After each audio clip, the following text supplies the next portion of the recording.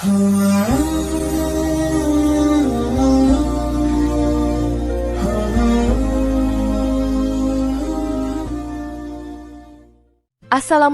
warahmatullahi wabarakatuh.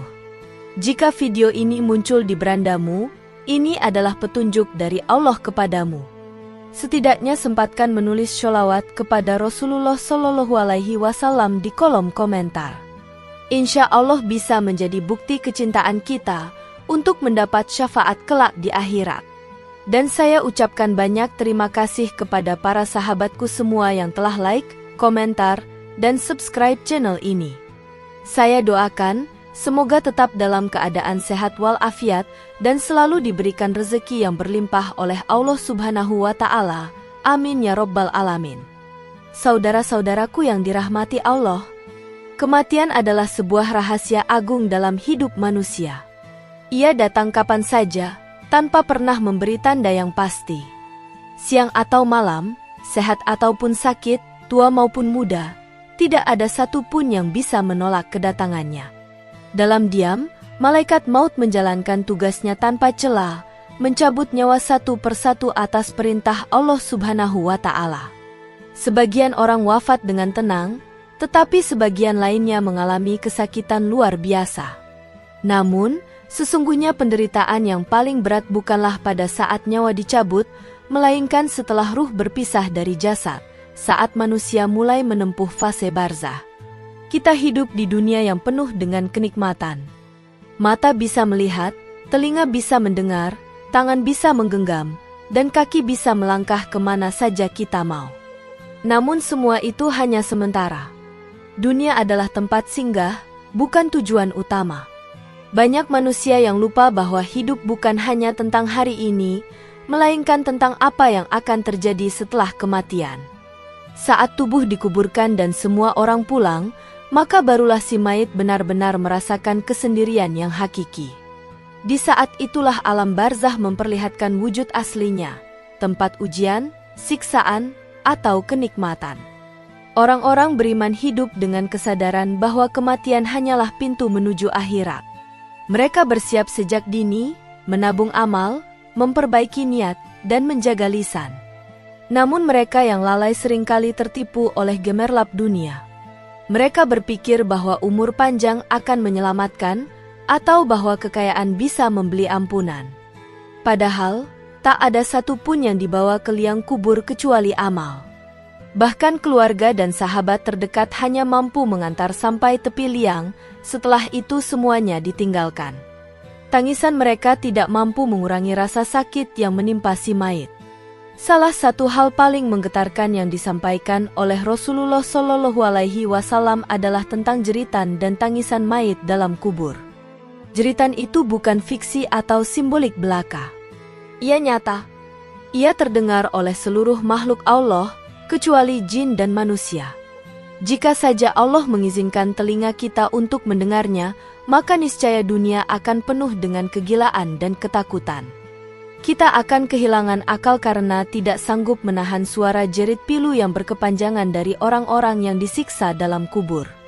Inilah kenyataan yang tersembunyi. Namun mengapa Allah menyembunyikannya? Karena jika manusia bisa melihat atau mendengar keadaan alam kubur, maka tidak akan ada lagi ujian dalam iman. Semua orang akan beriman karena melihat kenyataan. Tapi Allah menginginkan iman yang tulus, bukan karena paksaan atau ketakutan dari hal yang kasat mata. Oleh karena itu, Rasulullah hanya memberikan sedikit tabir kepada kita, cukup untuk mengguncang jiwa dan menyadarkan hati, agar kita tidak bermain-main dengan waktu hidup yang sangat singkat ini. Melalui kajian ini, kita akan membuka sedikit demi sedikit gambaran nyata yang diceritakan langsung oleh Rasulullah tentang keadaan mayit. Kita akan menyelami betapa mencekamnya alam kubur, bagaimana suara jeritan itu menggema di sekeliling kita namun tak terdengar, serta bagaimana Rasulullah, manusia yang paling mulia, sampai beruban karena merenungkan kedahsyatan hari-hari setelah mati. Semoga hati kita menjadi lembut, mata kita menjadi basah, dan langkah hidup kita menjadi lebih lurus karena menyadari bahwa hari kematian bisa datang sewaktu-waktu. Setelah ruh dicabut dari jasad, manusia akan menghadapi fase awal kehidupan setelah kematian, alam barzah. Di sini, setiap ruh akan menghadapi ujian, menerima balasan sesuai keadaannya semasa hidup. Dalam berbagai penuturan Rasulullah, disebutkan bahwa saat mayit diletakkan di kubur dan para pengantar telah kembali, si mayit akan mendengar suara sandal orang-orang yang berjalan menjauh darinya. Kesadaran itu menyergapnya, bahwa ia kini benar-benar sendiri. Suasana sunyi itu segera berubah mencekam, karena dua malaikat mendatangi dan mulai melakukan interogasi yang tidak bisa dihindari. 3 pertanyaan utama akan diajukan. Siapa Tuhanmu? Siapa nabimu? Dan apa agamamu? Pertanyaan ini terdengar sederhana, namun bukan sekadar hafalan. Banyak manusia yang semasa hidupnya tahu jawabannya secara teori, namun tidak menghidupkannya dalam hati dan amal. Maka saat ditanya di kubur, lisan mereka keluh, hati mereka bingung, dan mereka hanya bisa menjawab, "Aku tidak tahu." Bagi mereka yang tidak mampu menjawab, maka azab kubur dimulai. Bumi menyempit, tubuh hancur, dan siksaan batin dimulai dengan sangat kejam. Pukulan keras dari malaikat yang bertugas bisa membuat mayit berteriak dengan suara menggelegar. Tangisan dan jeritan si mayit menggema, begitu pilu dan menyayat hati. Namun suara itu hanya bisa didengar oleh makhluk selain jin dan manusia. Hewan-hewan bisa merasakannya. Bahkan seringkali hewan terlihat ketakutan tanpa sebab yang jelas, bisa jadi mereka mendengar jeritan dari dalam tanah yang tak kita ketahui. Rasulullah menyampaikan bahwa jika manusia mendengar suara itu, mereka tidak akan mampu mengubur satu jenazah pun, karena ketakutan luar biasa yang akan menguasai akal dan hati mereka. Apa yang membuat jeritan itu keluar? Bukan hanya rasa sakit secara fisik, tetapi juga rasa sesal yang tiada henti. Si mayit menangis karena ia menyadari bahwa hidup di dunia dihabiskan untuk hal sia-sia. Ia menyesal karena tidak memperbanyak sholat, tidak menjaga lidah, dan lalai dalam sedekah. Ia menyesal karena menunda taubat. Ia menyesal karena terlalu cinta dunia. Namun semua penyesalan itu tidak akan bisa mengubah takdir yang telah ditetapkan. Ia hanya bisa menangis, menjerit, dan berharap yang tidak akan dikabulkan. Bayangkan seseorang yang tidak pernah mengerjakan sholat semasa hidupnya.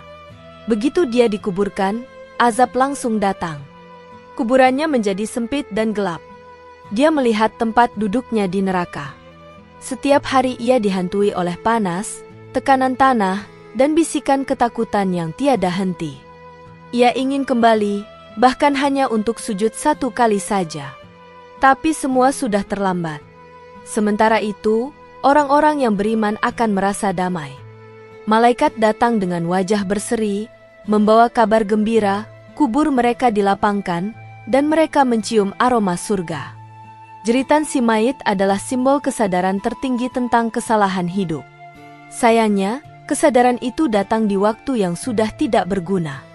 Tangisan yang tiada arti.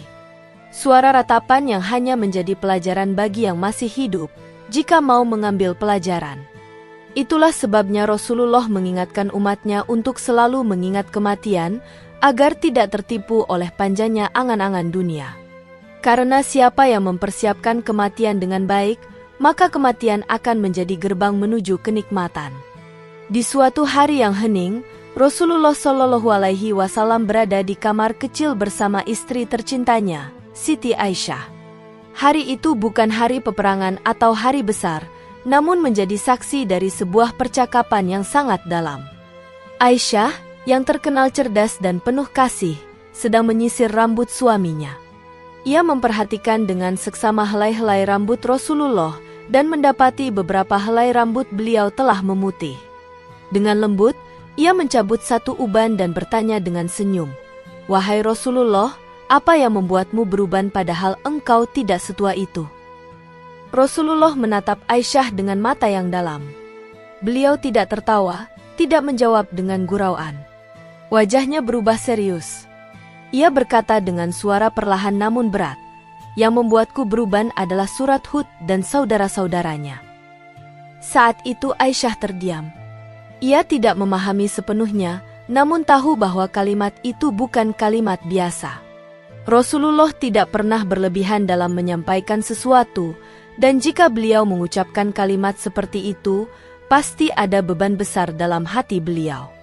Lalu Rasulullah bercerita bahwa ayat-ayat tentang hari kiamat, siksa kubur, dan azab akhirat dalam surat-surat itu begitu mengguncang hatinya. Bayangan tentang penderitaan umatnya di hari kiamat, jeritan orang-orang yang mati dalam kelalaian, dan siksaan di dalam kubur, semua itu membuat beliau merenung dan terbebani. Bahkan beliau yang dijamin masuk surga, merasa gentar setiap kali ayat-ayat itu turun. Beliau tahu betapa beratnya kehidupan setelah mati bagi orang yang tidak membawa iman sejati. Beliau berkata kepada Aisyah bahwa setiap manusia akan ditanyai di dalam kubur. Tidak ada yang bisa membantu, tidak ada pengacara, tidak ada keluarga, hanya amal yang berbicara. Jika amal baiknya diterima, maka kubur menjadi taman surga. Namun jika tidak, maka kubur menjadi salah satu jurang neraka. Rasulullah menjelaskan bahwa banyak manusia yang tidak siap menghadapi hal ini, dan beliau sangat khawatir umatnya termasuk yang lalai. Rasa kasih beliau begitu besar, hingga semua itu membekas dalam jiwa dan menua dalam dirinya. Aisyah mendengar dengan mata berkaca. Ia mulai memahami bahwa uban Rasulullah bukan sekadar karena usia, tapi karena beban dakwah dan rasa takut kepada Allah yang sangat dalam. Malam-malam Rasulullah diisi dengan tangis, sujud panjang, dan doa agar umatnya diselamatkan. Bahkan ketika beliau sendiri sangat lelah, ia tetap memohon, "Ya Allah, selamatkan umatku dari azab kubur." Beliau lebih takut umatnya menderita di kubur daripada kalah dalam perang. Kisah ini seharusnya cukup untuk mengguncang hati kita. Bila Rasulullah yang maksum saja takut kepada azab kubur, bagaimana dengan kita yang penuh dosa dan lalai? Bila beliau menangis untuk umatnya, apakah kita tega menyia-nyiakan warisan beliau berupa iman, solat, dan taubat? Ini bukan soal cerita lama, tetapi realitas abadi. Uban beliau adalah saksi cinta dan kekhawatiran terhadap kita. Maka sudah seharusnya kita menanggapi dengan taubat dan perubahan hidup yang nyata. Saudara-saudaraku yang dirahmati Allah, kematian tidak bisa ditunda, dan alam kubur bukan tempat yang bisa dinegosiasi. Saat napas terakhir terhenti, maka semua pintu amal tertutup. Hanya 3 perkara yang tetap mengalir: sedekah jariah, ilmu yang bermanfaat, dan doa anak saleh. Selain itu, semuanya berhenti. Maka kita harus bertanya pada diri sendiri, apa yang sudah kita siapkan? Apakah jeritan dan tangisan kita nanti akan penuh sesal, atau kita akan tersenyum damai dalam kubur karena amal yang kita tabung sejak hari ini? Dunia ini begitu menggoda. Ia menawarkan kenyamanan, kesenangan, dan kemewahan yang membutakan. Banyak orang yang bangga dengan kekayaannya, merasa aman karena jabatannya, dan merasa cukup karena hartanya. Tapi ketika ruh dicabut, semua itu tidak bisa dibawa. Bahkan pakaian terakhir kita pun adalah kain kafan putih polos, tidak bermerek, tidak bersaku. Tubuh akan dimasukkan ke dalam lubang tanah yang gelap, lembab, dan sempit. Disitulah awal dari kehidupan sejati. Kita seringkali sibuk membicarakan masa depan, namun lupa bahwa masa depan yang sejati adalah kematian. Kita takut miskin, takut sakit, takut gagal, namun tidak takut mati. Padahal kematian adalah hal paling dekat, paling pasti, dan paling menakutkan jika kita tidak siap. Maka jangan sampai kita menjadi bagian dari mereka yang menyesal, menangis, dan menjerit dalam kubur karena mengabaikan kesempatan hidup. Allah masih memberikan kita waktu. Setiap detik adalah kesempatan untuk memperbaiki diri. Kita bisa mulai dengan memperbanyak istighfar, memperbaiki solat, menjauhi dosa, menjaga lisan, dan berbuat baik kepada sesama. Allah Maha Pengampun, bahkan terhadap dosa yang sangat besar. Tapi ampunan itu hanya berlaku sebelum ruh sampai ke tenggorokan. Maka jangan tunda-tunda, karena tidak ada yang tahu kapan giliran kita tiba. Jadikan malam-malam kita tempat curahan air mata karena Allah. Jadikan hari-hari kita diisi dengan amal yang bermanfaat.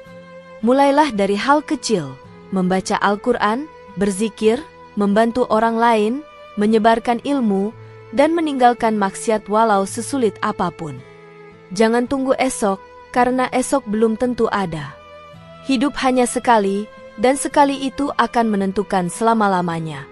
Semoga Allah menguatkan hati kita untuk berubah, membimbing langkah kita menuju kebaikan, dan mewafatkan kita dalam husnul hatimah.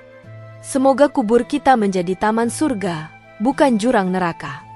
Dan semoga kita tidak termasuk orang-orang yang menjerit tanpa arti, tapi menjadi jiwa yang tenang yang dipanggil dengan kalimat, "Wahai jiwa yang tenang, kembalilah kepada Tuhanmu dengan ridho dan diridhoi." Demikian yang dapat saya sampaikan, semoga yang menyimak video ini sampai akhir, terhindar dari neraka, dan dimasukkan ke dalam surganya.